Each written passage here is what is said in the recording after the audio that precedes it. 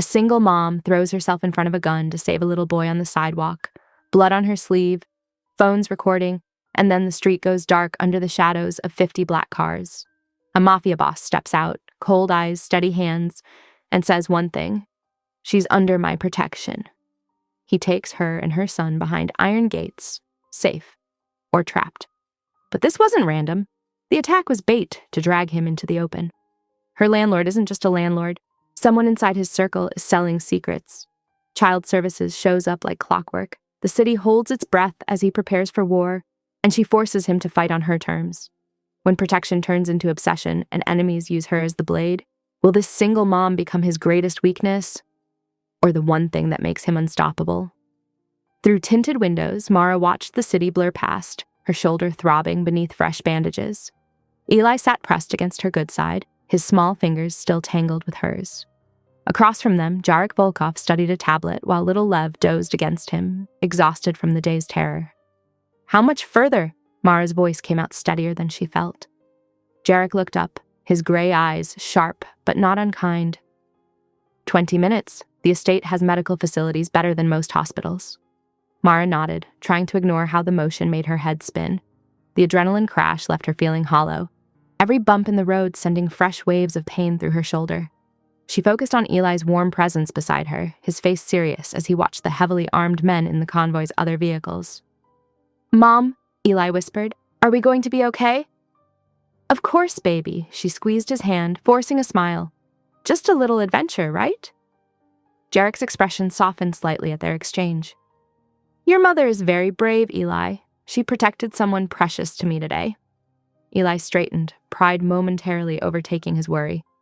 "She's always brave, even when Dad—" He stopped abruptly, but Jarek's eyes narrowed at the unfinished sentence.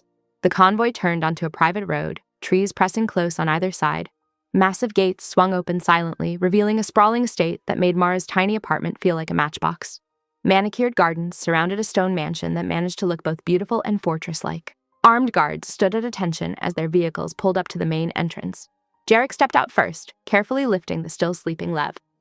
A distinguished older woman hurried down the steps to take the boy. "Nina will get him settled," Jarek explained, extending a hand to help Mara from the car. She tried to stand independently but swayed, lightheaded. His grip steadied her instantly, strong and sure. "I've got you," he murmured, and something in his tone made her pulse jump. Eli scrambled out behind them, his eyes huge as he took in their surroundings. "Whoa! This is like a castle!" A ghost of a smile touched Jarek's mouth. "Would you like to see the game room while the doctor checks your mother's wound?" "Can I, Mom?" Eli's excitement warred with concern. Mara hesitated. The thought of being separated from her son in this strange place made her anxiety spike, but she didn't want him watching another medical procedure. "I'll have Ivan show him," Jarek said quietly, nodding to a younger guard whose severe expression softened when Eli waved at him. "He's excellent with children. Taught Lev to play chess." The mention of Lev seemed to decide it for Eli. "I'll be good, Mom. Promise." "Okay, baby, just for a little while." She watched as Ivan led Eli up the steps, her son already chattering about video games. Jarek guided her through the mansion's grand foyer, his hand at her lower back. Everything spoke of old money and power, crystal chandeliers, antique furniture, priceless art. But Mara also noticed the security cameras, the guards' deliberate positions, the way Jarek's people moved with military precision. The medical suite looked like a private hospital room. A doctor waited, efficient and professional, as she helped Mara onto an examination table. Jarek stepped outside to give them privacy, but Mara could see his shadow through the frosted glass door. "The field medic did good work," the doctor commented, carefully removing the temporary bandage.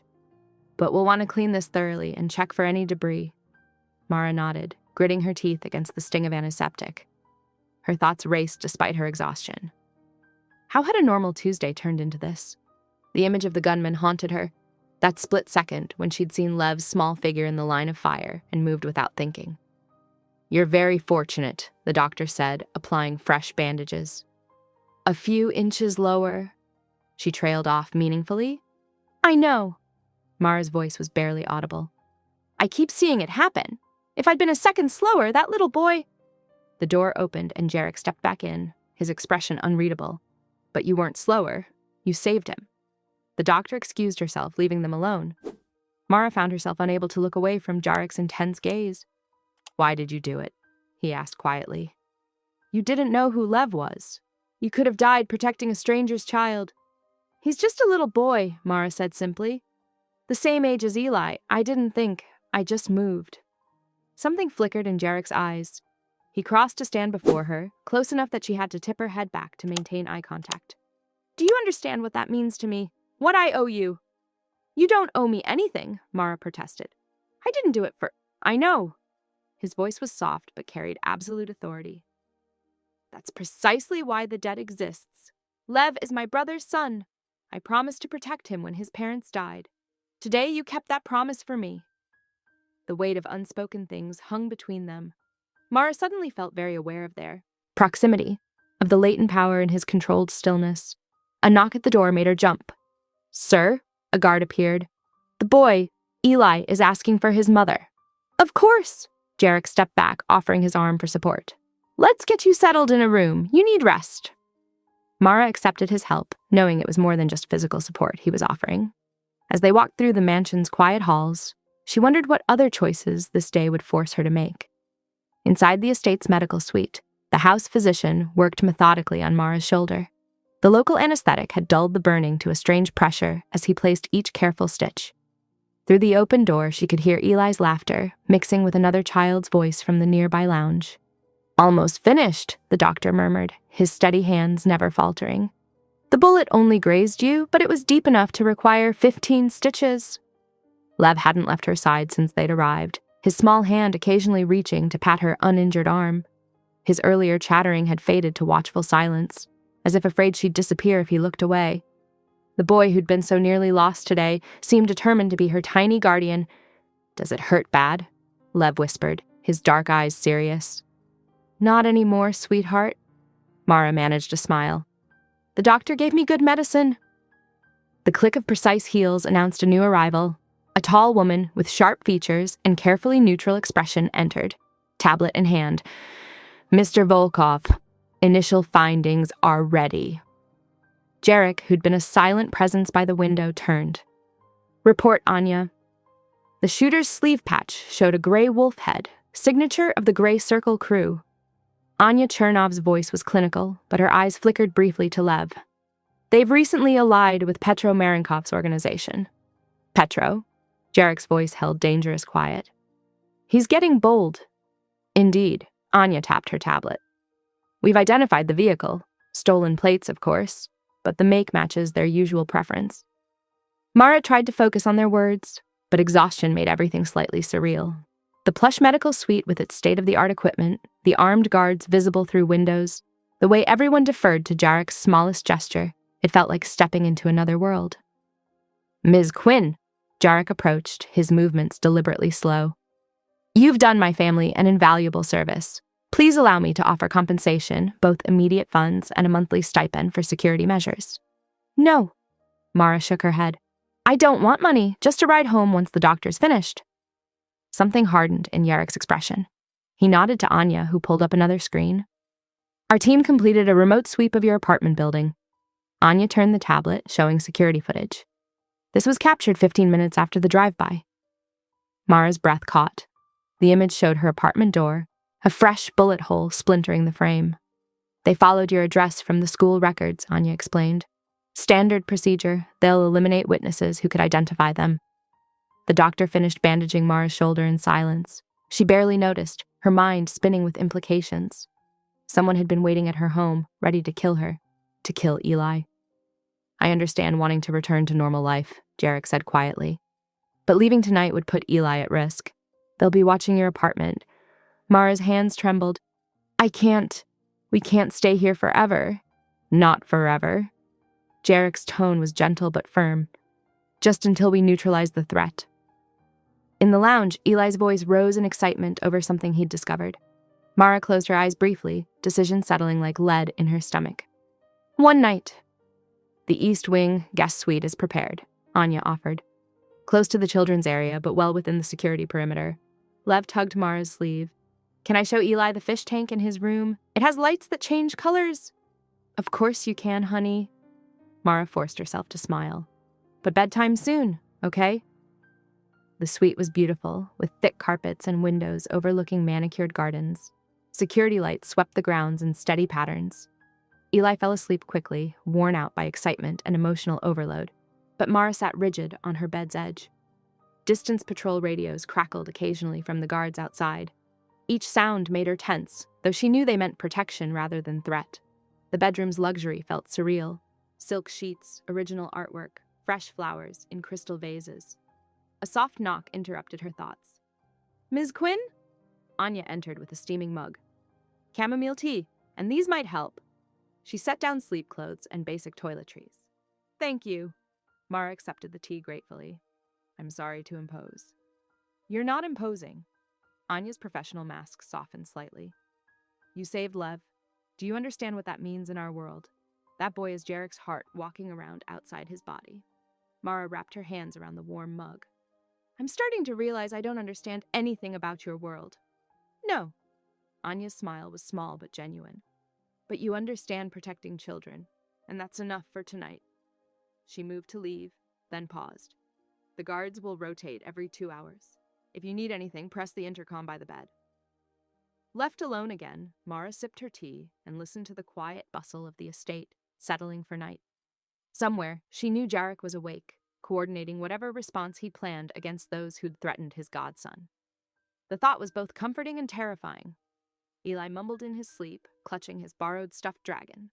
Mara watched him, remembering the bullet hole in their doorframe. One decision, pure instinct to protect a child, had changed everything. Now she sat in a crime lord's fortress, drinking expensive tea, while armed men guarded her son's dreams. The patrol radios crackled again. Mara drew her knees up, wrapping her arms around them despite her injured shoulders' protest. Morning felt very far away. Morning light filtered through bulletproof glass as Mara fumbled one-handed with the industrial coffee maker in Jarek's kitchen. Her bandaged shoulder throbbed, a constant reminder of yesterday's chaos. The machine's complexity matched everything else in this fortress. Excessive, expensive, designed to intimidate. "Let me help with that." Jarek's voice, low and controlled, made her jump. He stood in the doorway, suit jacket absent, crisp white sleeves rolled to reveal powerful forearms. Morning stubble softened his usual precision without diminishing his authority. "I can manage," Mara said, but stepped aside as he reached past her to press several buttons in sequence. Italian import. More complicated than it needs to be, I admit. His fingers moved efficiently, though Mara noticed how he adjusted his cufflinks to hide bruised knuckles.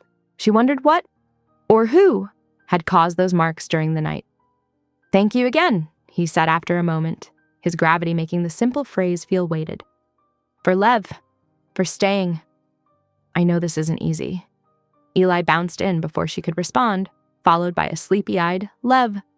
Both boys made straight for the cereal selection that would put a grocery store to shame. "Eli," Jarek called, his tone lighter. "Would you like to play a game while breakfast settles?" Eli looked up, curious. "What kind of game?" "A spy game. Very important for clever boys to learn." Jarek pulled out a small notebook. "First mission, count all the exits in this room. Include windows. Draw a map if you'd like." "Cool!" Eli grabbed the notebook, already scanning walls.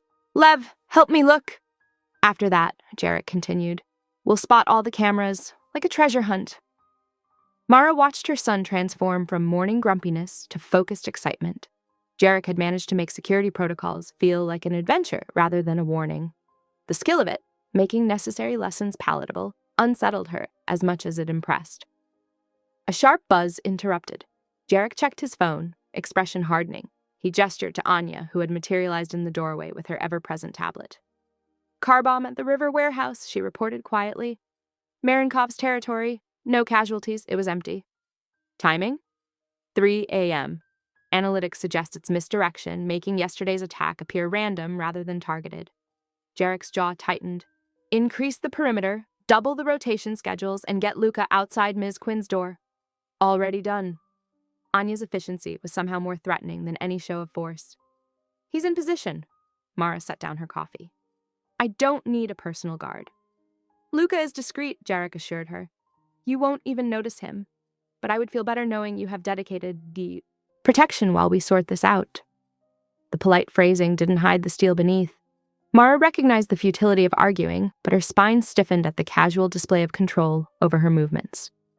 Perhaps, Jarek suggested, noting her tension. You'd like a tour of the estate? To better understand the security measures protecting Eli. It was diplomatic, offering information instead of orders. Mara nodded slowly. This afternoon, I should rest my shoulder first. Of course, Anya will show you everything. He turned to the boys, who had filled 3 notebook pages with surprisingly detailed maps. Excellent work, gentlemen. Now, who can spot the infrared sensors? The tour revealed a compound designed like a fortress disguised as a luxury estate. Gardens contained subtle barriers directing foot traffic. Decorative walls housed motion sensors. Even the koi pond's depth could be adjusted to prevent underwater access. Anya explained each feature with clinical precision, neither apologizing for nor dramatizing the extensive security. The generators can power everything for 2 weeks, she noted, indicating a camouflage building, including air filtration and water purification. You're prepared for war, Mara observed. We're prepared for reality. Anya's smile was thin. In our world, the difference between paranoia and survival is often just timing. As evening approached, the estate's rhythm shifted. Floodlights warmed up with a low hum. Guard rotations changed with military precision. Through windows, Mara watched red laser grids activate across the lawns. Beautiful and terrifying, like deadly Christmas lights. She found Eli sprawled on his bed, tablet forgotten beside him, shoes still firmly tied. Careful of her shoulder, she sat beside him to untie the laces. His face was peaceful in sleep, innocent of the politics and violence swirling around them. The window offered a perfect view of those red security lines crisscrossing the grounds. They meant safety for her son, she reminded herself. They also meant they were trapped, protected, and imprisoned by the same careful system. A shadow moved outside. Luca, she assumed, maintaining his watch. The guard she hadn't asked for but couldn't refuse. Like everything in Yarek's world, it was both gift and cage, protection and control, so intertwined she couldn't separate them. Eli mumbled something about spy maps in his sleep. Mara smoothed his hair back, wondering how he'd adapted so quickly to this strange new reality. Children were resilient, she supposed. Or perhaps he sensed, as she did, that Jarek's dangerous world now held them too firmly to escape. She moved to her own room, trying not to think about the men with guns ensuring her safety, or the man who commanded them. The man whose bruised knuckles this morning had told their own story of violence and protection. The generators hummed steadily, a mechanical lullaby promising security. Red lines painted patterns on her wall as darkness deepened. She touched the bandage on her shoulder, remembering the split-second choice that had brought them here. One instinct to save a child had entangled them in a web of obligation and danger. Now those red lights tracked across her ceiling like searching eyes, reminding her that safety and captivity wore the same face in Jarek's kingdom. The estate slept, but Mara was wide awake. Her phone showed 4:47 a.m. as she eased her door closed, wincing at her tender shoulder. The guard, Luca, had shifted positions 10 minutes ago. She'd counted the seconds, matching breathing to patience until the moment was right. Yesterday's tour had revealed more than Anya intended. Between the sculptured hedges and security fences lay a maintenance path, rarely used and partially hidden by decorative trees. In darkness, it might offer a clear shot to the gates where her rideshare waited. Mara's shoes made no sound on the manicured grass. The pre-dawn air bit through her thin jacket as she crept between shadows, counting cameras like Eli's spy game. 1, 2. There, the gap she'd spotted. Her heart thundered as she slipped through ornamental bushes onto the narrow track. The path curved ahead, promising freedom. But as she rounded the bend, her steps faltered. New steel braces gleamed in the security lights, welded across the gate's hinges overnight. Above, a guard tower she hadn't seen yesterday loomed, its windows reflecting red warning lights. The welds are still cooling, Anya's voice came quietly from behind a tree. He knew you'd try. Mara's shoulders slumped. Of course he had. How long have you been waiting? Since you started watching Luca's patterns. Anya's tone held no judgment. Come to the gatehouse. There's something you need to see. The small building hummed with electronics. Monitors showed every angle of the compound, but Anya ignored them, pulling out a manila folder instead. These arrived at 2:13 this morning. The first photo showed Mara's apartment door, timestamp clear in the corner. The bullet hole gaped like an accusing eye. The second image captured 2 men in dark clothes lingering in her building's hallway. faces obscured but stance predatory. "We posted a repair notice," Anya explained. "Bought some time, but they're watching, waiting for you to return." Mara's fingers trembled as she set down the photos. "I can't just disappear into your world. Eli has school. I have work." Your shift schedule was easy to find. A new paper appeared, screenshots of the diner's social media posts, her name highlighted in employee appreciation posts and customer reviews. As was Eli's walk to school, your regular grocery stops, your gym membership. Each detail landed like a stone. How did they get all this? The same way we did, but there's more. Anya spread out a complex diagram of shell companies. Your building? The ownership chain leads to Marenkov through 6 layers of corporations. He's had eyes on you since before the shooting. Footsteps approached, measured, unhurried. Jarek entered alone, no weapon visible, suit jacket abandoned for a simple black shirt. In the harsh, fluorescent light, he looked almost human.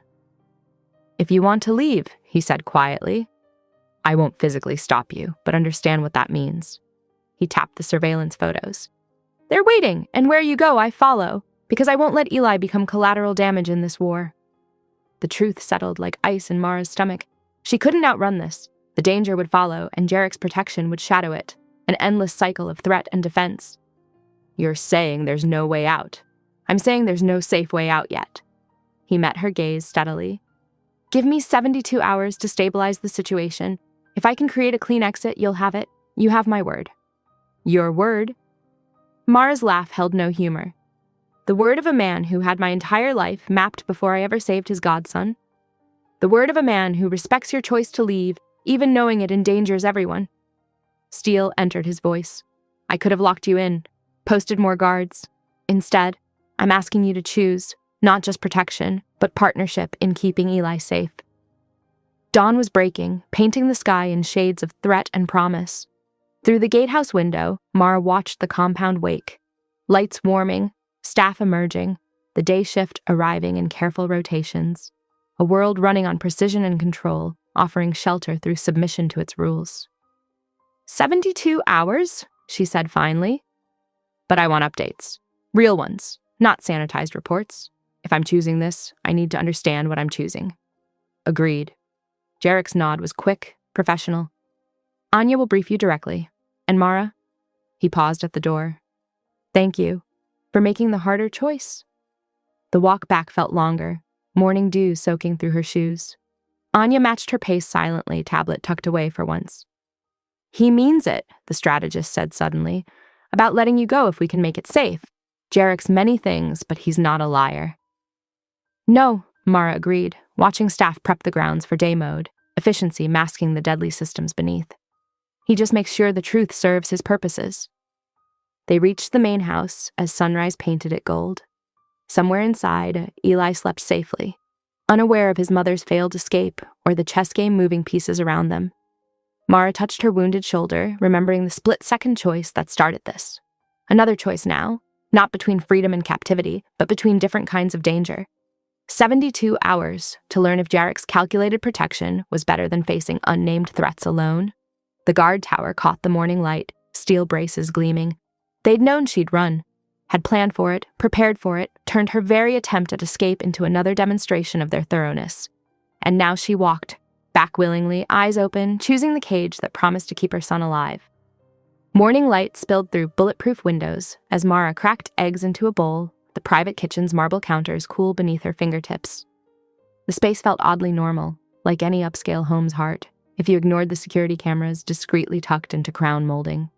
On the floor, Eli and Lev sprawled across an expensive rug, constructing an elaborate city from wooden blocks. Their chatter filled the room with welcome noise, Eli's excitement balanced by Lev's quieter suggestions. "The tower needs a helicopter pad," Eli declared, balancing another block precariously. "And a secret door," Lev added softly, already sliding a panel into place. Mara smiled despite herself. 2 days ago, these boys were strangers.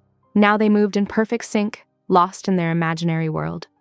The kitchen door swung open as Jarek entered between calls, his usual suit jacket abandoned, sleeve cuffs rolled to expose strong forearms. He nodded to Mara, then paused at the stovetop where a pan of pancake batter waited. "Allow me," he said, reaching for the spatula with surprising domesticity. Mara raised an eyebrow but stepped aside. This man who commanded an empire was attempting breakfast? The pancake flip was spectacularly unsuccessful. Batter splattered across the stovetop as Jarek's precise control failed him. Eli's laughter burst out, bright and fearless. Instead of bristling, Jarek's mouth quirked. Exactly as planned, he declared deadpan. A perfect demonstration of what not to do. Even Mara had to bite back a smile.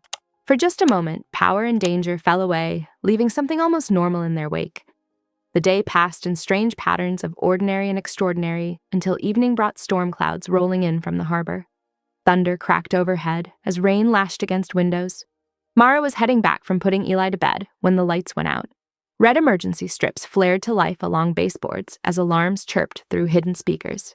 "Security Protocol Alpha," announced a calm voice. "All residents proceed to designated safe zones." Mara froze, disoriented in the crimson glow. The familiar corridor now felt alien, shadows twisting into threats. Which way led back to her room? Every door looked the same in the blood-red light. "Mara!" Jarek's voice cut through her rising panic, steady and sure. She turned toward the sound of footsteps. He materialized from the darkness, already shrugging off his heavy wool coat. The weight of it settled across her shoulders, warm from his body and smelling of expensive cologne. His hand found the space between her shoulder blades, guiding rather than pushing. "The main grid is down," he explained, flashlight beam cutting through shadows. "Generators will engage in sequence. Standard procedure." The touch of his palm through the coat anchored her to reality as they walked. "Does this happen often?" "Often. Enough to have protocols." His voice held dry humor. "Though usually without the theatrical timing of a thunderstorm." They reached her door just as auxiliary power hummed to life, bringing regular lights back online in sections. Jarek's hand lingered a moment longer than necessary before falling away. "Try to rest," he said. "The security teams will handle the rest." But sleep proved elusive. Mara found herself wandering again, this time toward voices from a side room she hadn't noticed before. Through the half-open door, she glimpsed screens showing security footage, including a mangled car frame being lifted from harbor waters. Jarek stood at a console, jacket back on, all traces of the morning's playfulness erased. "The judge needs to understand these weren't amateur explosives," he was saying into a phone. "The chemical signature matches military-grade compounds. Yes, I'll hold for his chambers." His competence was terrifying. This man who could flip between pancake disasters and coordinating federal judges with equal intensity. When he turned and spotted her, though, something in his expression shifted. "I'm sorry about earlier," he said, after ending the call. "The blackout protocols can be unsettling if you're not used to them." "Everything here is unsettling if you're not used to it." Mara leaned against the doorframe. "But I suppose that's the point." "The security or the unsettling part?" "Both. Neither." She shrugged. "I don't know anymore." The generators completed their sequence with a final surge, restoring the compound to its normal state of controlled power. Mara retreated to her room, finally able to breathe as familiar light chased red shadows from the corners. Her phone felt heavy as she typed out a message to her boss. Emergency leave, duration unknown. The response came quickly, concern, but acceptance. Of course it did. Jarek had already handled it, she discovered, with a doctor's note citing her shoulder injury and a generous stipend she still refused to touch. The coat he'd given her hung on a hook by the door. In the restored light, she could see the perfect tailoring, the subtle weight of armor worked into the wool. Protection wrapped in luxury, like everything else in this gilded cage. Thunder still rumbled outside, but distant now, moving out to sea. Inside, cameras whirred, guards patrolled, and somewhere Jarek orchestrated a dance of power and violence with the same hands that had scattered pancake batter across her kitchen. Mara touched her shoulder, the wound already healing under expert care. She thought of Eli sleeping peacefully down the hall, of Lev's quiet attachment, of the way danger and safety braided together until she couldn't tell where one ended and the other began. The coat caught her eye again, simple comfort offered without demand, like the morning's failed pancakes or the steady hand that had guided her through darkness. Small moments of humanity in a world built on control. Morning, sunlight filtered through bulletproof glass as Mara poured her coffee, the routine almost normal until Anya burst in, tablet in hand. Second explosion, different location. Jarek appeared moments later, his usual composed demeanor hardened. "Conference room, now!" Mara followed him down a corridor she hadn't explored, past guards who nodded with military precision. The conference room looked like something from a spy movie. Screens covering one wall, a long table of polished wood that probably cost more than her yearly rent. "They're creating confusion," Jarek explained, pulling up security footage. This blast hit a warehouse owned by a legitimate business, no connections to any organization. The footage showed another waterfront building, windows shattering outward. No bodies, no blood. Mara appreciated his discretion, but the destruction was clear enough. The gray circle is skilled at misdirection. He switched to different footage. The original drive-by. Watch how they position the car. They knew exactly where Lev would be. Mara saw it now. The calculated angle, the perfect timing. They used him as bait? To draw me into public view. Jarek's voice carried cold fury. They knew I'd respond personally if Lev was threatened. Your intervention wasn't part of their plan. A knock interrupted them. 2 guards entered with a man between them, his wrists bound with plastic ties. The prisoner's face showed fresh bruises, but his sneer remained defiant.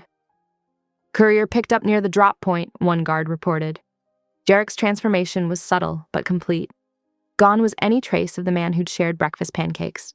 This version moved with precise economy, every gesture weighted with threat. The message? He asked.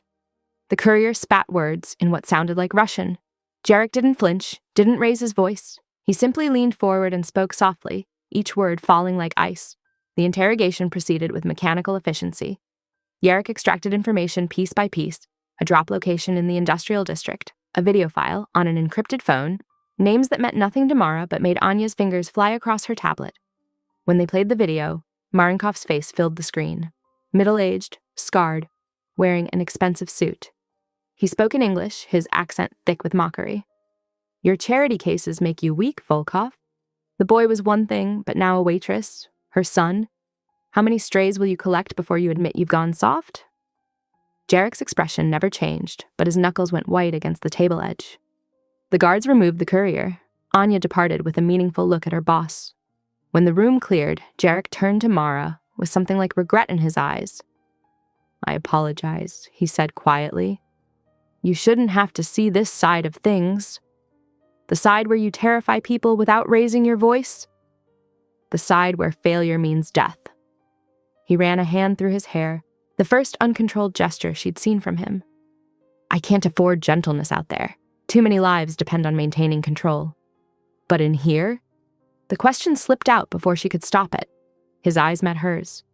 In here, I try to remember who I was before all this. With Lev, with Eli's games, with... He didn't finish, but Mara heard the unspoken word. With you. Hours later, she stood on the terrace, watching moonlight silver the compound's defensive walls. The night air carried a hint of autumn chill, but she barely noticed. Her mind kept replaying the day's revelations, the calculated violence, the precise control, the way Jarek wielded power like a surgeon's scalpel.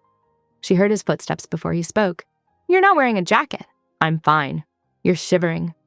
He draped his coat over her shoulders, the gesture already familiar. When he stepped back, she caught his sleeve. I should be terrified of you, she said softly. After today, seeing what you're capable of. Are you? That's the problem. I'm more afraid of how safe I feel when you're near. She turned to face him. How do you do that? Make danger feel like protection. His expression softened, but he maintained careful distance. I won't touch you, he said, voice low and serious. Not until you ask. Not until you're certain. The moonlight caught his profile as he stepped away, leaving her wrapped in his coat, surrounded by the scent of him. Below the terrace, guards patrolled with clockwork precision. Security cameras swept the grounds. Everything in its place, every threat accounted for. She pulled the coat tighter, remembering pancake batter and flashlight beams, gentle guidance and terrible competence. Danger and safety wrapped around her like wool and armor. Down in the gardens, motion sensors painted invisible lines across manicured grass. Guard dogs prowled the perimeter. Somewhere in the city, Marenkov plotted his next move. But here on the terrace, with Yarek's promise hanging in the air between them, Mara felt the strangest sensation. Like falling, but knowing someone would catch her before she hit the ground. Like running toward danger instead of away from it. Like finding shelter in the eye of a storm. The coat settled around her shoulders like a decision waiting to be made.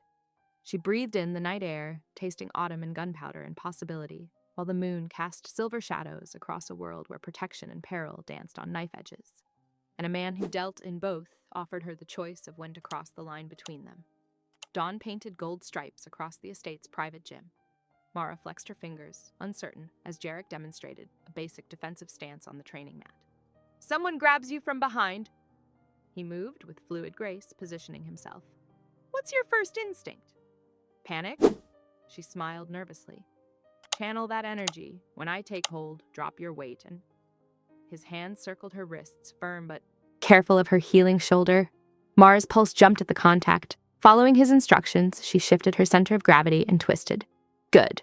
Now the knee comes up. She moved faster than intended. The world tilted, and suddenly Jarek was flat on his back on the mat, looking startled. A heartbeat of silence. Then he laughed. A rich, genuine sound that transformed his whole face. Perfect execution, he said, still grinning up at her. Though maybe with less enthusiasm on a real attacker. I'd like to keep my ribs intact. Heat rushed to Mara's cheeks. Sorry, I got carried away. Don't apologize for being stronger than you look. He stayed down, propped on his elbows. The morning light caught the silver at his temples, softening him. I haven't heard Eli laugh like that in days, you know? Yesterday with the pancakes. The air between them thickened. Mara became acutely aware of his proximity, the way his t-shirt clung to broad shoulders, how his eyes held hers. Then, true to his word, he rolled smoothly to his feet and stepped back, maintaining distance. Again? He asked, voice carefully neutral. They practiced until sweat dampened her hair and her muscles hummed pleasantly. Each time he touched her, it was clinical, instructive. But she felt the restraint in his movements, the careful way he pulled back whenever a hold lingered too long. Later, while Eli and Lev sprawled on cushions watching an animated movie, Mara wandered the estate's quiet halls. Restlessness drove her feet until she found herself in a wood-paneled study lined with leather-bound books. History volumes filled the shelves, military campaigns, ancient empires, strategic theory. A silver frame on the desk caught her eye. The photo showed a younger Jarek, maybe early 20s, standing at a graveside. Beside him, a teenage boy gripped his sleeve while a dark-haired woman touched his shoulder.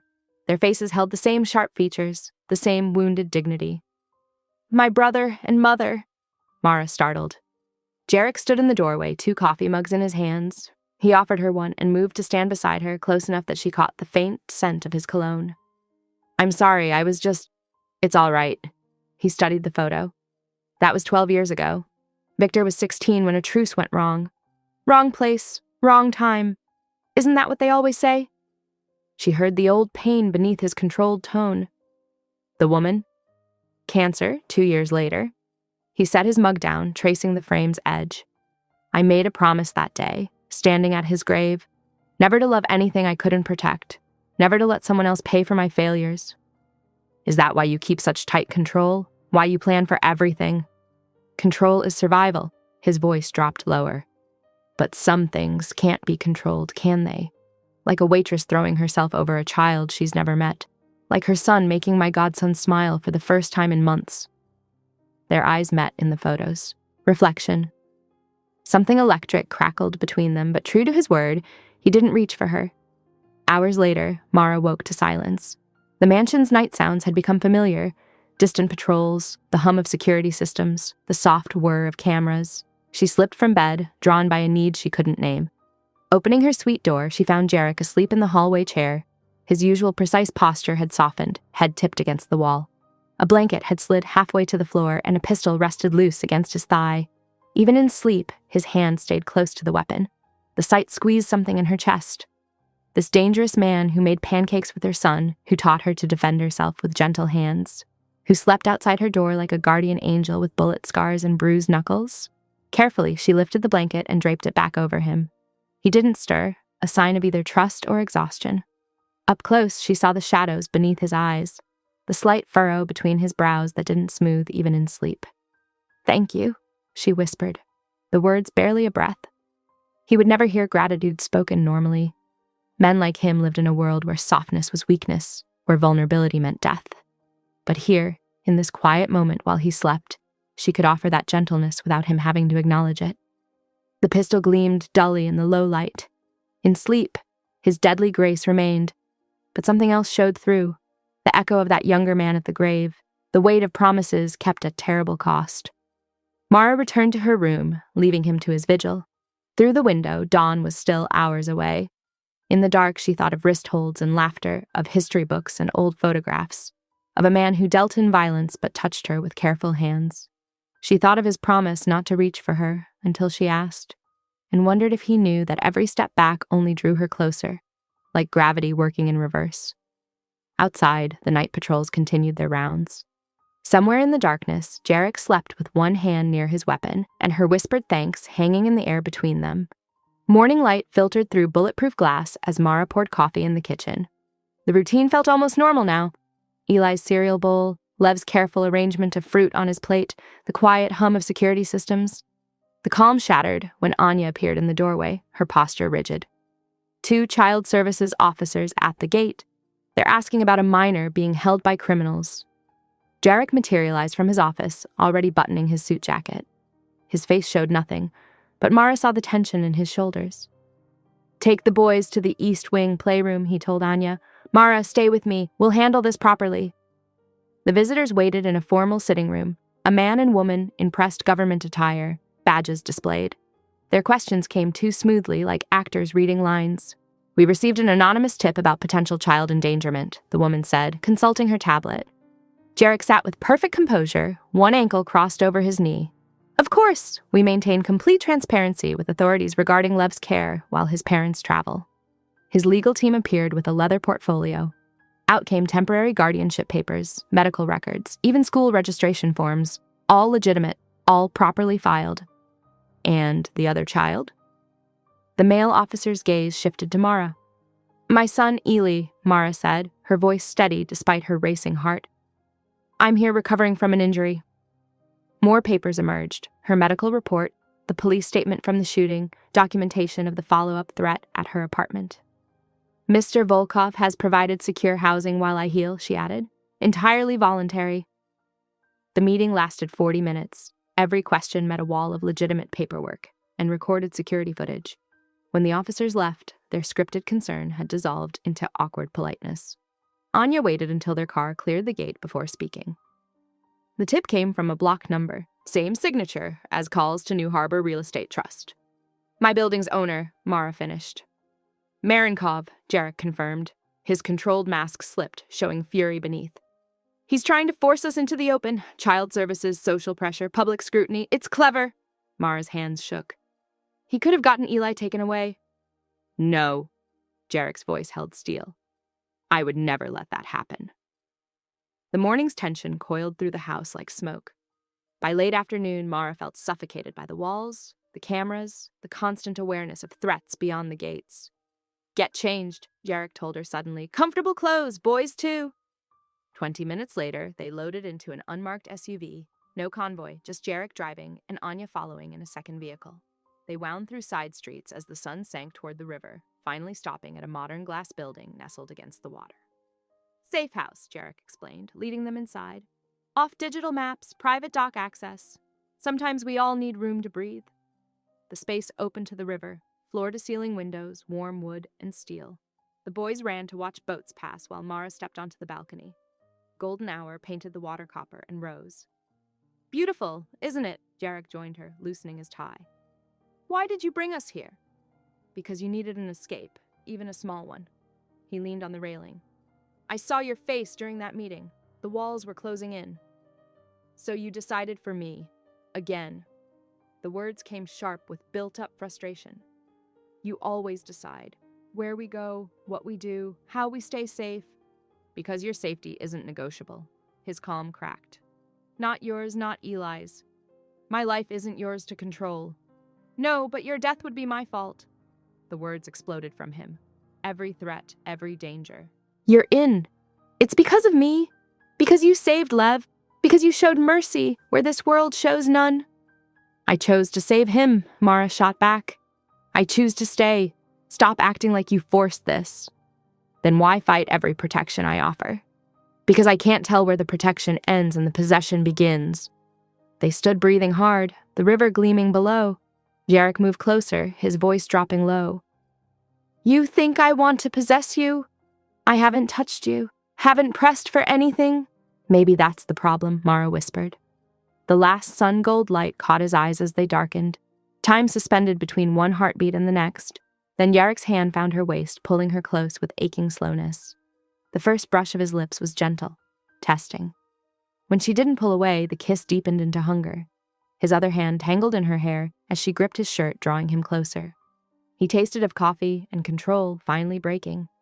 The kiss burned through her like wildfire, desperate and consuming. Every careful distance they'd maintained dissolved in the press of his body against hers, the soft sound she made when he nipped her lower lip. They separated slowly, both unsteady. Jarek's usual composure had shattered, his breathing ragged, pupils blown wide. Mara knew she looked just as wrecked, her lips tingling, pulse racing. Below them, boats drifted on the current. The sun painted the water gold and pink, a perfect moment suspended between day and night, between control and chaos, between the people they'd been 5 minutes ago and whatever they were becoming now. Night settled over the safe house like silk, the river's gentle sounds drifting through half-open windows. In the modern kitchen, warm light pooled across steel counters where Mara and Jarek moved in an easy dance of domestic tasks. Steam rose from a pot of boiling pasta, filling the air with the scent of herbs and garlic. "Hand me the ladle?" Mara asked, testing the noodles. Their fingers brushed as he passed it, sending electricity through that simple touch. The kiss on the balcony had changed everything, leaving them hyper-aware of each movement, each shared breath. "You're making it impossible to focus," Jarek murmured, his eyes following her as she stirred the sauce. "Am I?" A small smile played at her lips. The great Jarek Volkov, distracted by pasta making. "By you." He stepped closer, voice low. "Always by you." Mara turned, finding herself trapped between his body and the counter. "I should be more afraid of this. Of you." Her hand settled on his chest, feeling his heartbeat. "But for the first time in years, I'm sleeping through the night. No jumping at shadows.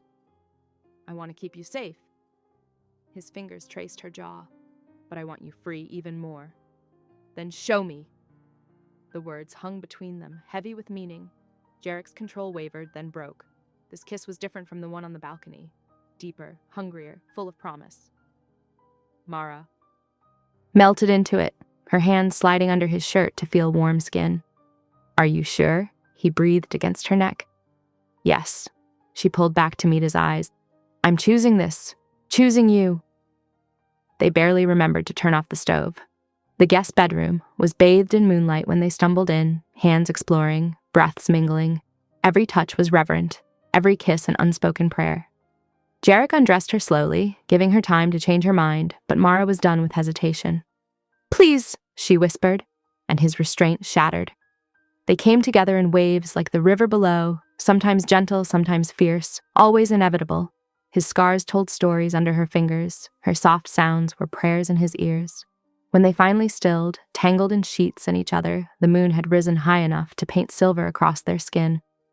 "I made a vow," Jarek said into the quiet, his fingers tracing patterns on her bare shoulder. "Standing at my brother's grave, I swore never to love anything I couldn't protect completely. It was easier to feel nothing than to risk that pain again." Mara propped herself up on an elbow, studying his face. "And now I'm breaking every rule I made." He caught her hand, pressed a kiss to her palm. "You make me reckless, Mara Quinn. You make me want impossible things." "Like what?" "Like a future where I don't have to choose between loving you and keeping you safe." She touched his face, traced the worry line between his brows. "I won't live in a cage, Jarek, not even a golden one. If you want me, you'll have to learn how to protect without walls." "I don't know how," he admitted. "Every instinct I have screams to lock down, control, eliminate threats. But with you," he sighed. "With you, I want to find another way." "We'll figure it out." She kissed him softly. Together. They lay in comfortable silence, listening to the water lap against the dock below. Mara was tracing one of his tattoos when his phone buzzed sharply on the nightstand. Jarek answered immediately, his body tensing. "Report!" Anya's voice crackled through, urgent but controlled. "Possible breach near the southeast perimeter of the estate. Could be a feint to draw attention from another target. Thermal imaging shows movement in the trees, but the pattern's too perfect, like they want us to see it." "Status of the other properties?" Clear so far, but chatter suggests something's coming. Can't pin down where. Jarek was already moving, pulling on clothes with efficient grace. Lock down the estate. Full sweep. No blind spots. I'll be there in 20. He strapped on his shoulder holster while Mara wrapped herself in a sheet, watching him transform from the gentle lover of moments ago into something dangerous and focused. Stay inside, he ordered, checking his weapon. Anya has eyes on all approaches. The boys? Asleep in the loft. Mara glanced toward the stairs. I'll double-check the locks. Jarek paused in his preparations, softening for just a moment. He crossed to her, cupped her face in his hands, and pressed a kiss to her forehead that felt like a promise. 20 minutes, he murmured. Then I'm back. 2 guards materialized in the hallway as he emerged. Mara watched from the doorway as they disappeared into the night, then moved through the house with purpose.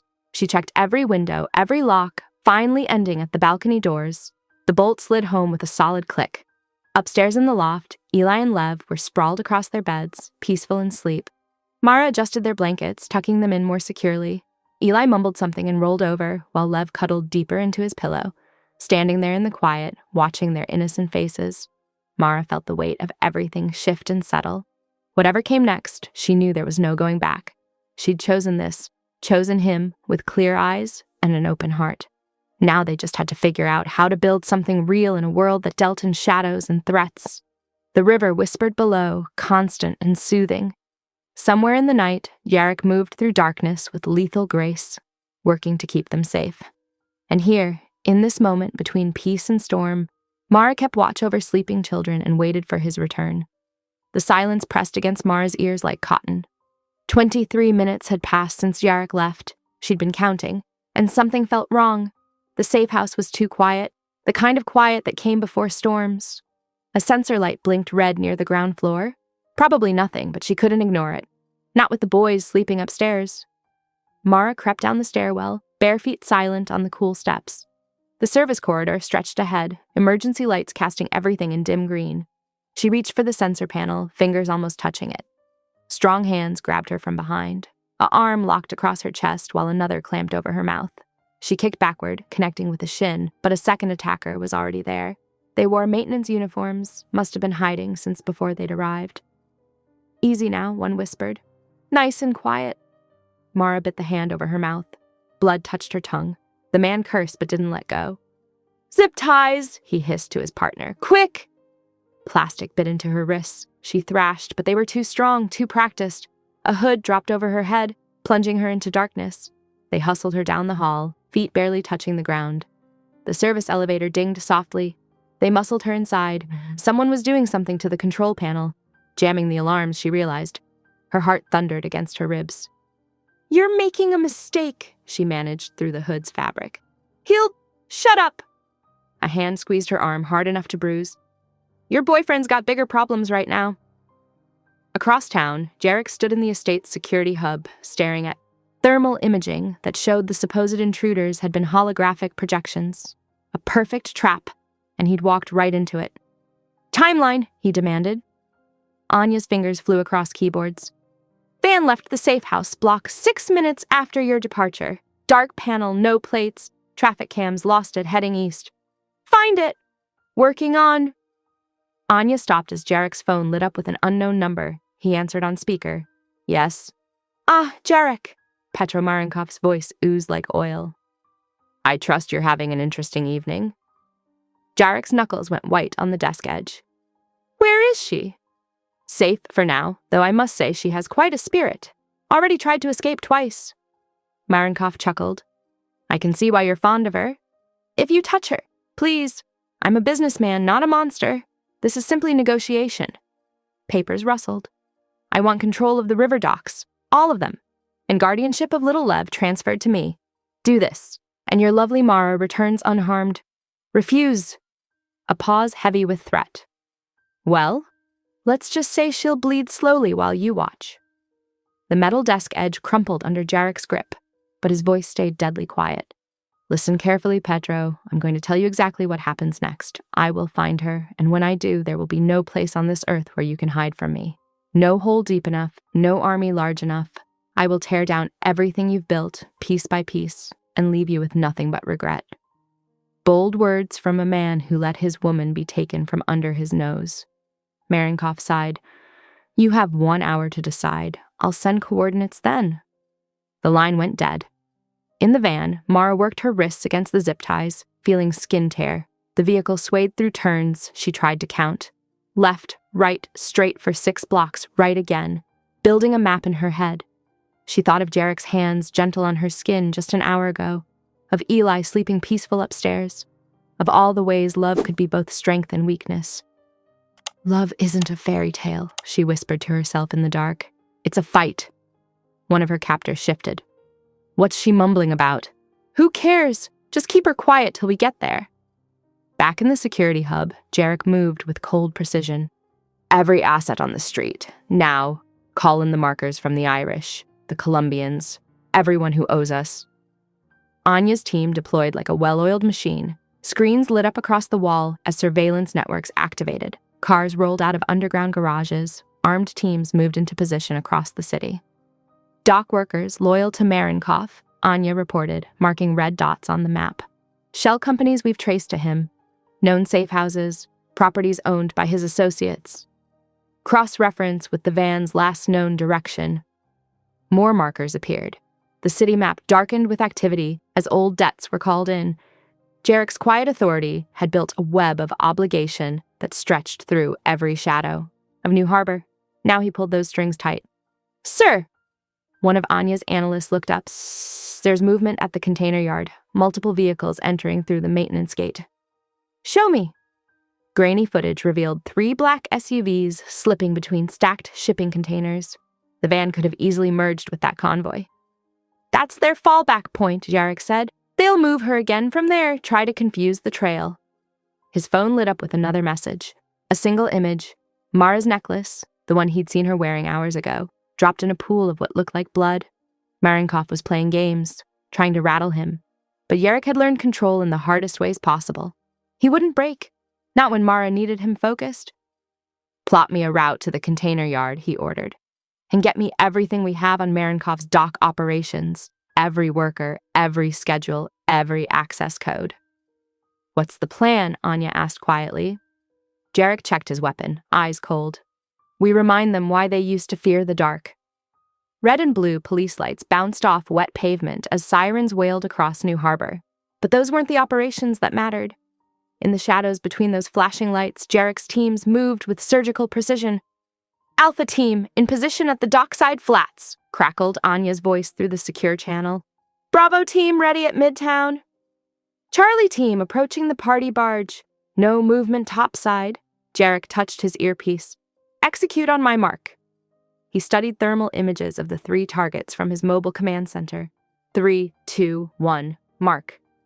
The night exploded into coordinated chaos. Police scanners erupted with static and false calls, drawing first responders away from the real action.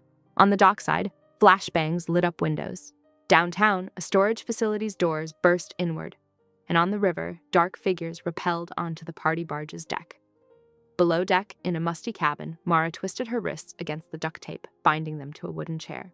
Her shoulder throbbed where the bullet graze had torn open again during the struggle. Bass music thumped through the ceiling, a cover for whatever was happening above. Her eyes caught a glint in the dim light. A vanity mirror, cracked and forgotten in the corner. If she could just... She rocked the chair sideways, wincing as it scraped across the floor. One more push. The chair tipped enough for her fingers to brush the mirror's edge. A sharp piece came loose in her grip. Timing her movements to the music's rhythm, she began sawing at the tape. The shard bit into her palm, but she didn't stop. Blood made her fingers slick. Still she worked. Through the cabin's grimy porthole, rain fell in silver sheets on the river. Something under the desk caught her eye. A small black box with a red button. An emergency beacon, if she could reach it. Above deck, Jarek moved like a shadow along the barge's rail. His teams had secured the other locations, finding only low-level soldiers and outdated intel. This was the real target. He knew it in his bones. A faint pulse of light caught his attention. There, through a fogged porthole, a strobe, regular as a heartbeat. Target confirmed, he breathed into his comm. Breach in 3. The assault was perfectly choreographed. Flashbangs burst in a cascade of thunder and light. Smoke grenades hissed, filling corridors with gray haze. Controlled bursts of gunfire took out security cameras and lock mechanisms. Clear! Clear! Movement in the aft cabin. Jarek moved forward, weapon ready. The door splintered under a breaching charge. Marenkov stood behind Mara, pressing a gun to her temple. Her wrists were bleeding but free, the broken mirror shard on the floor beside her chair. Even now, she fought. One more step and she dies, Marenkov snarled through bloody teeth. Someone had already done damage to his face. Mara's eyes met Jarek's for a split second. He saw the decision form. She slammed her head backward with all her strength. The crack of skull-meeting teeth echoed in the small space. Marenkov staggered, his gun wavering. Jarek didn't hesitate. 2 rounds to the thigh, dropped Marenkov howling to the deck. Secure him, Jarek ordered, already moving to Mara. His hands ghosted over her wounds, checking for serious damage. Are you hurt anywhere else? She shook her head, trembling now as adrenaline faded. Eli is safe at the estate with Anya. I promise. Rain misted their faces as they emerged onto the gangway. Marenkov's curses followed them, along with the sounds of zip ties being cinched tight. Sir, one of his men approached. We found Thomas trying to slip away in the confusion. What do you want us to do? Jarek's expression hardened. Thomas Vercelli, his lieutenant, his trusted right hand, who had sold out the safe house location and put Mara in danger. The betrayal cut deep. But when he spoke, his voice was controlled. Take him alive! The guard blinked in surprise. Sir? You heard me. Alive! Jarek pulled Mara closer as another wave of shivers hit her. Some debts require more than a quick death to balance. The river lapped at the barge's hull, washing away traces of violence. Emergency beacons painted the rain red and blue, but softer now, distant. Mara leaned into Jarek's warmth, letting his steady heartbeat ground her. I knew you'd come, she whispered, his arms tightened around her. Always. Guards hustled past with their prisoners, Marenkov limping and cursing, Thomas stone-faced and silent.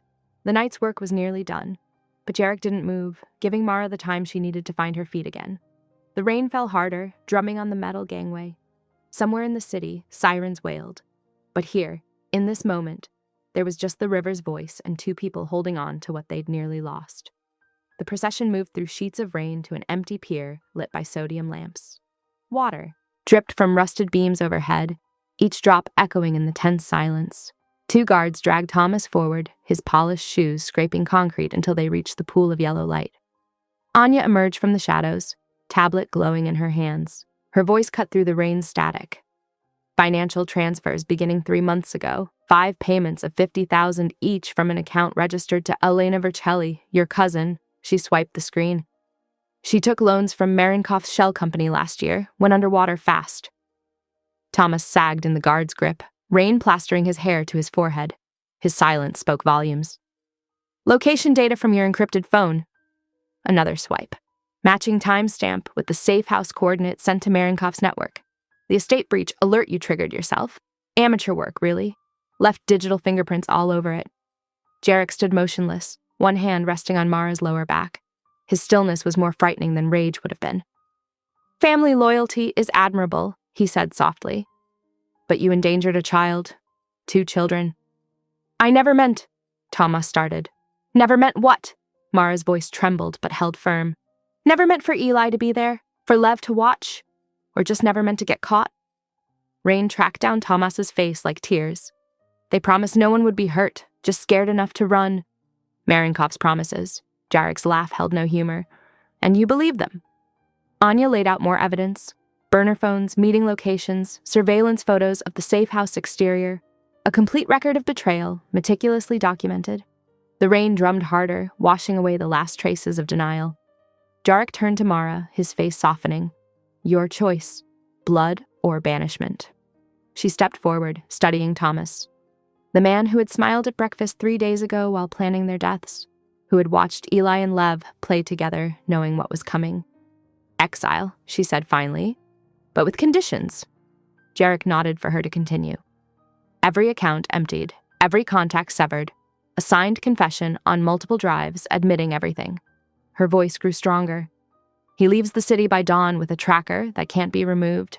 If he ever comes back, if he ever tries to contact anyone here, she let the threat hang unfinished. Done, Jarek said without hesitation. His immediate acceptance of her choice carried its own power. Anya produced documents, already prepared. Thomas signed with shaking hands while a guard recorded video confirmation. His accounts drained in seconds, funds redirecting to a trust for his cousin's debt. Another guard fastened the tracker to his ankle, a slim black band that would alert if he crossed city limits or tried to tamper with it. "You have 4 hours until sunrise," Jarek told him. "Use them wisely." They watched Thomas stumble away into the rain, a broken man carrying nothing but the clothes on his back. Mercy could cut deeper, then violence sometimes. Marenkov's empire began crumbling within the hour. Emergency judicial writs froze accounts across 3 countries. The Gray Circle, built on his money, splintered as soldiers realized their paychecks would bounce. By midnight, his territory was carved up among more stable powers, the transition smooth as mercury. A sleek black car arrived carrying a representative from Lev's parents. The boy hugged Mara tight before climbing in, secure behind bulletproof glass. New routes were already mapped, fresh escorts vetted. He would be safer now than ever. Rain still fell as they headed home, but softer now, more cleansing than threatening. Mara sat wrapped in a thick blanket in the back of an SUV, watching shadows slide past the windows. Jarek's presence beside her felt like an anchor in the storm. "If I belong to you," she said quietly, "then you belong to me too. No more wars I can't walk beside you in. No more shields I can't see behind." He was silent for a long moment, a thumb tracing circles on her knee through the blanket. Finally, he nodded once, fierce and quiet, and pressed his lips to the crown of her head. The city lights blurred past like stars falling through rain. Behind them, the pier disappeared into darkness, taking old loyalties and betrayals with it. Ahead lay home and healing and the careful work of building something new from the wreckage of the night. Mara leaned into Jarek's warmth, feeling the steady rise and fall of his breathing. His arm tightened around her shoulders, protective but not possessive. The rain sang against the windows, a lullaby washing the world clean. In the front seat, Anya spoke quietly into her phone, confirming security rotations and monitoring Tomas's tracker as it moved steadily toward the city limits. Everything was proceeding according to plan, the chaos of earlier settling into ordered patterns again. The SUV hummed through puddle-slick streets, wipers keeping time like a metronome. Mara's eyes grew heavy, the adrenaline crash hitting hard, but she fought sleep, wanting to hold on to this moment, the rain, the warmth, the certainty that she had chosen right.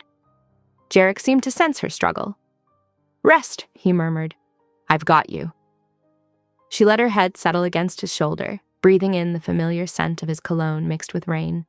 His heartbeat was steady under her ear, a rhythm more soothing than the storm. The city rolled past in a blur of neon and shadow, but inside the car, time seemed to pause. They had weathered the night's tempest together. Whatever came next, they would face it the same way, side by side, neither one walking alone. Golden afternoon light streamed through the chapel's stained glass, casting jewel-toned patterns across the wooden floors. The estate gates stood open to the spring breeze, a subtle shift from fortress to sanctuary. Guards maintained their vigilance from strategic positions further out, blending into the landscape rather than dominating it. Inside the intimate space, flowers lined the aisle, white lilies and deep red roses. Eli and Lev stood at attention in matching navy suits, each holding a ring that had been warming in their small palms. Their eyes sparkled with barely contained excitement as they watched Mara and Jarek face each other before the altar. Mara wore a simple ivory dress that caught the light, her hair loose around her shoulders the way Jarek loved it. The scar on her shoulder had faded to a thin silver line, a reminder of the day that changed everything. Jarek's usual severity had softened into something reverent, his dark suit impeccable, but his eyes holding only her. The handful of witnesses included Anya, who watched with rare emotion visible on her face. These were the ones who had earned their place in this inner circle, those who had proven loyalty not just to power, but to the family itself. "I choose you," Jarek's voice carried clearly through the chapel. "Not as possession, but as partner. My strength is your shield, my resources your foundation, but my heart," his voice roughened slightly, "my heart is your home." Mara's answering vows carried equal weight. "I choose you, knowing all that you are and all that you carry. My trust is your anchor, my love your sanctuary, and my loyalty." She smiled, fierce and tender at once. "Is yours alone." The boys stepped forward with the rings, beaming with pride at their important role. The bands slipped onto fingers, still warm from their keeping, a perfect metaphor for how the children had brought warmth to every aspect of their joined lives. Later, as guests enjoyed a quiet celebration in the garden, evidence of their new life together was everywhere. The estate had transformed from a defensive position into a true home. The kitchen windows stood open, letting out the lingering scent of cinnamon from morning pastries. Children's artwork decorated spaces once reserved for surveillance feeds. In Jarek's study, the locked cabinet still held necessary tools of his position, but now shared space with a growing collection of Eli's school projects and art. The boys' latest creation, a detailed drawing of their blended family, held pride of place on the desk. The changes went deeper than decor. Jarek had kept his word about maintaining boundaries between business and family life. His meetings moved to separate buildings, and when security matters arose, he included Mara in decisions that affected their safety. She had proven herself not just capable, but invaluable, her instincts often catching details others missed. Anya's transformation had been equally remarkable. The usually stoic woman had softened around the edges, especially with the children. She taught them chess and basic self-defense disguised as games, becoming the aunt godmother they adored. Even her security briefings now often included updates about the boys' latest adventures. The estate's daily rhythm had found its new pattern. Eli's school run included protection that was thorough but discreet. The guards now familiar faces who knew his favorite jokes. Lev visited often, the boys' friendship growing stronger with each passing week. Their laughter echoed through halls that had once known only tense silence. As evening approached, Mara stood barefoot on the terrace, wrapped in Jarek's jacket despite the mild spring air. Below, Eli and Lev kicked a soccer ball across the lawn, their energy seemingly endless. The convoy waited at a respectful distance, black cars gleaming in the setting sun, present but no longer imposing. Jarek's arms slipped around her waist from behind, and she leaned back against his chest. They watched the boys play, content in the quiet moment. The city beyond the gates had learned its lesson well. Mara Quinn was untouchable, not because of walls or weapons, but because of choice. She had chosen this life, this man, this family, and that made her protection absolute. "You're mine, forever," Jarek murmured into her hair, his voice holding all the fierce tenderness that had drawn her to him. Mara turned in his arms, reaching up to trace the line of his jaw. "And you're mine, free," she answered, the words carrying the weight of their journey. They had found something rare: safety without cages, protection without possession, power tempered by love. The boys' shouts of laughter drew their attention back to the lawn. Eli had somehow managed to get the soccer ball stuck in a tree, and Lev was offering strategic advice for its retrieval. The scene was so perfectly normal, yet extraordinary in its context. Childhood joy flourishing under the watch of men who had once known only violence. The setting sun painted the sky in shades of pink and gold, casting long shadows across the lawn. A light breeze carried the scent of blooming jasmine from the garden. In the distance, the city skyline began to twinkle with early evening lights. Everything felt balanced on this perfect edge, between day and night, between power and peace. This was their victory. Not the defeat of enemies or the consolidation of territory, but the creation of something new. A home where love and strength worked in harmony, where children could grow without fear, and where even the most dangerous of men could find redemption in the simple act of protecting what mattered most.